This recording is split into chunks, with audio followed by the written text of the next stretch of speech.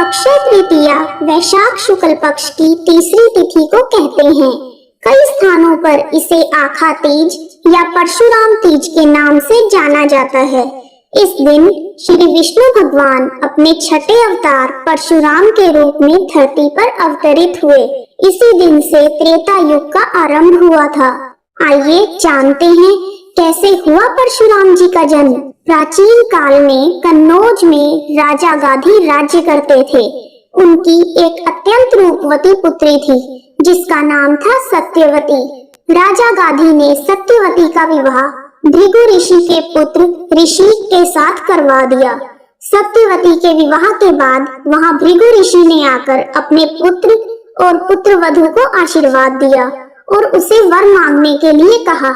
इस पर सत्यवती ने अपने ससुर को प्रसन्न देखकर अपनी माता के लिए एक पुत्र की याचना की। सत्यवती की याचना पर भृगु ऋषि ने प्रसन्नता पूर्वक उसे 2 फल दिए और कहा कि जब तुम और तुम्हारी माता ऋतु स्नान कर चुकी हो तब तुम्हारी माँ पुत्र की इच्छा लेकर पीपल का आलिंगन करे और तुम पुत्र की कामना को लेकर गूलर का आलिंगन करना।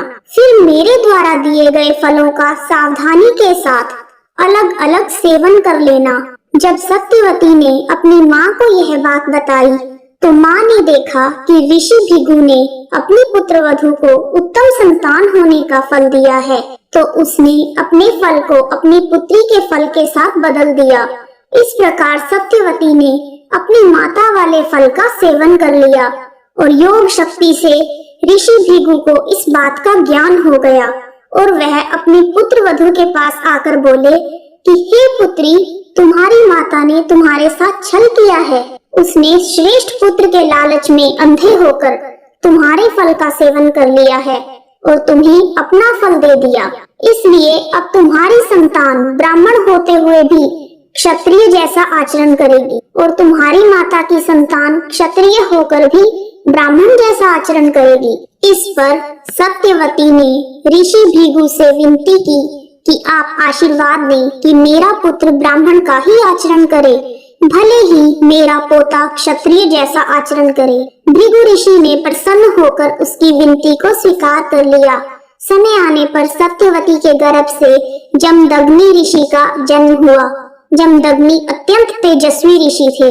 बड़े होने पर उनका विवाह प्रसन्नजीत की पुत्री रेणुका से हुआ।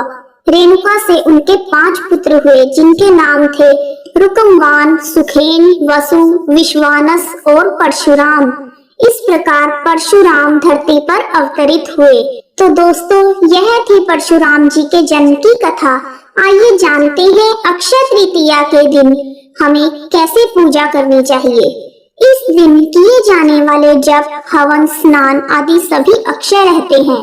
इस दिन गंगा स्नान का विशेष महत्व है और इस दिन पूर्वजों की आत्मा की प्रसन्नता के लिए कलश, पंखा, खड़ाऊ, छाता, सत्तू, ककड़ी, खरबूजे जैसे फल और शक्कर आदि ब्राह्मणों को दान में दिए जाते हैं।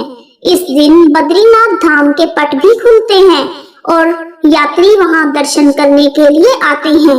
अक्षय तृतीया के दिन सभी भक्तजनों को अपने घर के पूजा स्थल में श्री बद्रीनारायण जी की फोटो को साफ करके उसका पूजन करना चाहिए और मिश्री तथा चने की भीगी हुई दाल से भोग लगाना चाहिए।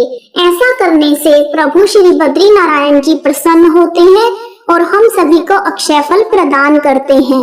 कथा सुनने के लिए आप सभी का धन्यवाद। जय श्री विष्णु भगवान।